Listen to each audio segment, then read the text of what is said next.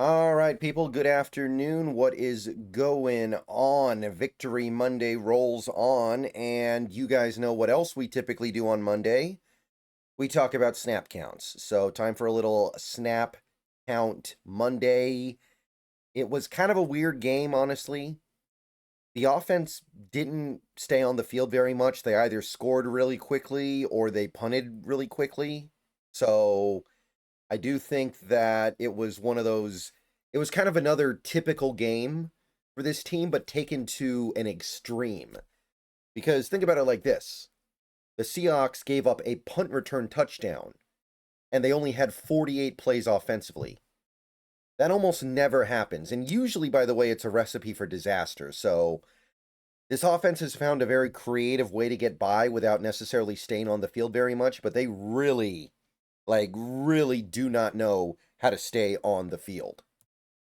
All right, guys, let's take a minute so I can tell you about Sleeper, a one-stop shop for all your sports needs.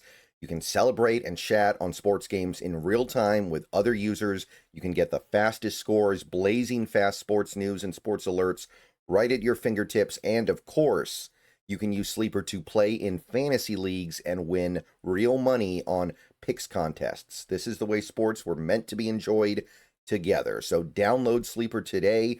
Use promo code SBN to get up to a $100 match on your first deposit.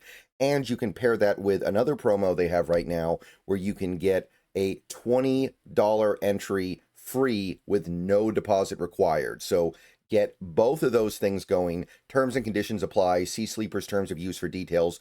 Currently operational in over 25 states and growing. So check out Sleeper today. Get to it and go have some fun with sports this year. All right, so yeah, 48 total plays offensively, which I still think that's suboptimal, even though I acknowledge the offense has been pretty extraordinary this year. Overall, we're third in scoring, but man, I sure wish we could sustain drives a little bit more. Regardless of the snaps that we had, Ken Walker, and this is where that thing that McDonald talked about last week is coming into play. Walker gets double the snaps of Charbonnet, and Walker had a good game. Now, that's not to say Charbonnet had a bad game. Charbonnet did some good things as well, but Walker, you can see him earning those extra snaps over Charbonnet, and hopefully this is the pattern we can stick with the rest of the way. So 15 for Charbonnet, 30 for Walker. Also, only 9 snaps for Robbie Oots. He was really an afterthought on the offense this week. Couple different reasons why, I know, but definitely interesting to see this. Wide receivers, JSN, 38 snaps. So even in a game where you didn't run that many plays, JSN is still kind of he gets a decent number of snaps off the field. I feel like a lot of these other top receivers, they're on the field almost every play. So not only is JSN doing what he's doing on a team that barely throws the ball, he's doing it on a team that has him off the field on over 26% of their offensive snaps. Cooper Kupp, 37 snaps. So I know he isn't doing a ton in terms of actual catching of the ball, but he continues to actually play a lot more than I think a lot of people expected. I think that there was probably an expectation that Kupp would have missed several games by now. He's missed one, and he's probably going to end this season with a snap share over 60% at this rate, which is better than I would have thought. And Shaheed continues to work his way into the offense. He got about 55% of the snaps this week, 27 out of 48. So still working on it, still bringing him along. I know that the production isn't there yet, but I think the impact is.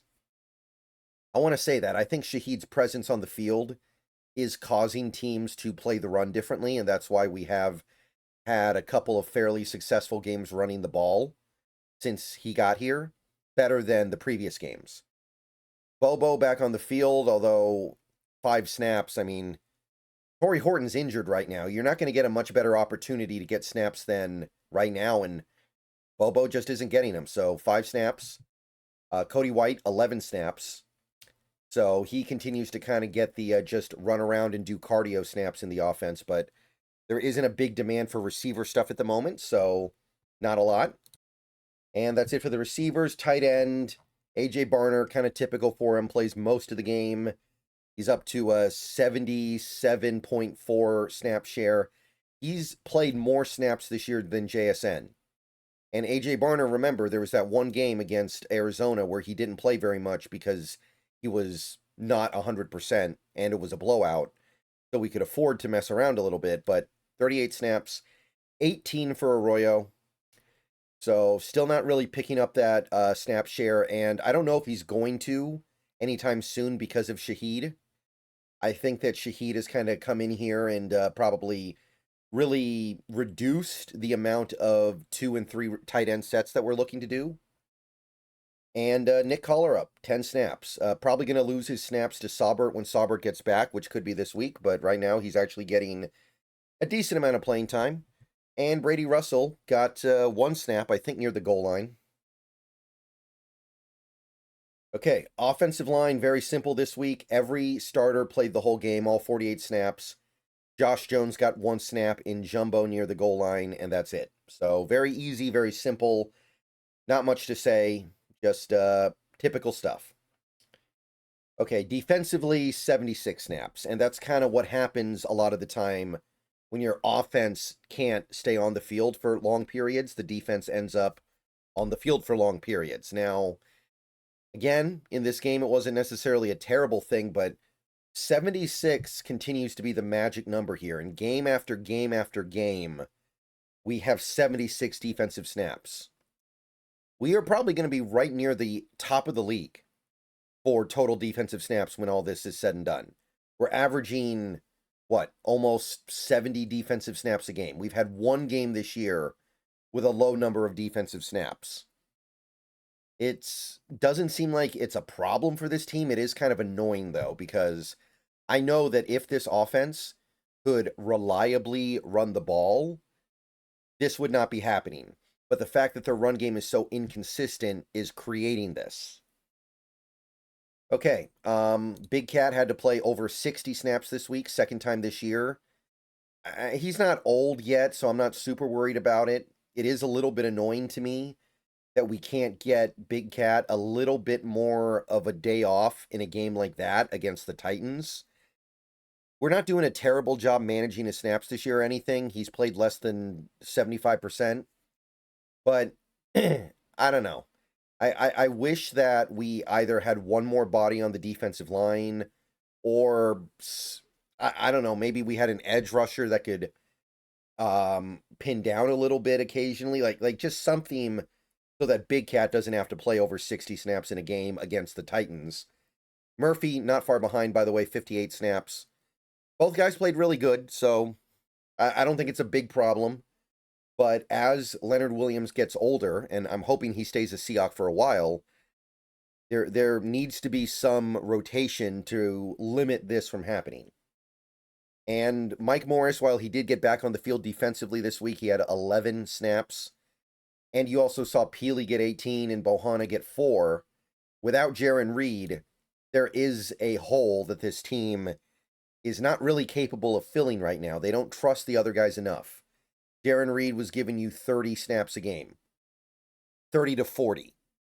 And there just doesn't seem like guys like Peely or Morris are going to reliably get there. And it is what it is. But I'm hoping down the line, we don't have to lean on these two guys. Obviously, you lean on them in the playoffs. You lean on them in big games. But I'm hoping you don't have to lean on them like this against a team like the Titans. Linebacker Drake Thomas plays the whole game. I think that's the first time this year he's played every snap in a game, so shout out to him. Needed it, and I think he played okay overall. Play action continues to be a problem for him, but, you know, he's doing his thing. Got no beef with it. Much better than I would have expected when he started getting reps this year. And Pat O'Connell, 42 snaps, so a little more than half the game. And I'd say he did his job as well. It wasn't perfect, but again, better than you would have expected from a guy who's basically a third-string linebacker. For all we know, Chaz Surratt would have rotated in if he didn't get hurt on special teams at some point. Edge rusher, relatively standard and pretty clean. Nwosu and Lawrence are the guys we trust. Lawrence, 52 snaps. Nwosu, 45 snaps, so they played most of the game. Derek Hall, 41 snaps. And by the way, Derek Hall, monster game for him. We'll talk more about that later in a future video. Boye Mafe, 30 snaps, so he's the guy who's kind of lagging behind in the action just a little bit, but I guess that makes sense. He's probably the least impactful of these four guys, which it's disappointing. It's frustrating, obviously, but I think we found a pretty good formula here. I would have loved to build a defense where all four edge rushers get even action. I really would have, but I don't think there's anything wrong with this, especially with D-Law playing so much better than anybody could have reasonably expected. Like, that guy's been so good. That's not a guy you keep off the field. All right, so edge rushers, good stuff. Cornerback, we got Witherspoon playing almost the whole game, misses 4 snaps. Josh Jobe, 59 snaps. Reek Woolen, 48. So you do have a little bit of a rotation with Woolen and Jobe. We don't want to commit to one guy over the other completely, but both guys get to play a lot, and I feel like it's working right now. Like, Woolen feels like he's been better at tackling.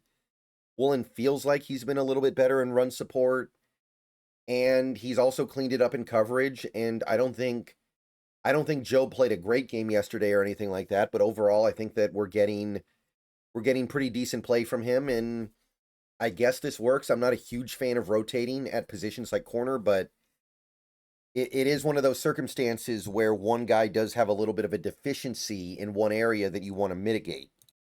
And that's it for the corners. Going to safety now, though.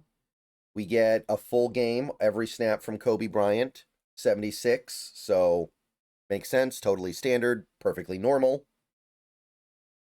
And then Nick Emanwori plays basically the whole game, and he's effectively a full-time player now. So that's really cool. Now, I don't think Emanwori had a great game yesterday. I think that he got beat in coverage quite a bit. He looked lost on a few plays, but it's a learning process with him. I'm going to keep saying it. This is a 21-year-old rookie. Maybe he's 22 by now, but I think he's still 21. Either way, this is a guy who was only on the Gamecocks for 3 years, and the fact that we're already here with him, that's already a win. That's already a pretty big win. So 74 snaps for Emanwori. Okada played 27, and then he left with the injury, which left D'Anthony Bell to fill in with 42 snaps. Wasn't great, but, I mean, when your number's called, you got to go out there and get it done, and he did on some level. I mean, he didn't end up on any of the big meme pages that I saw, so it couldn't have been that bad. And that's your snap counts for this week against the Titans. Mostly good, man. Mostly good. I feel like we're setting ourselves up well for the end of the year. I wish that we had a little bit better depth on the defensive line for games like this, but one thing with that, when Jaron Reed gets back, it's going to be reduced a little bit, and I think we'll be okay big picture. All right. See you guys later. Go Hawks. At least one more video coming later today. We'll see if we get a second, but I'll see you guys later.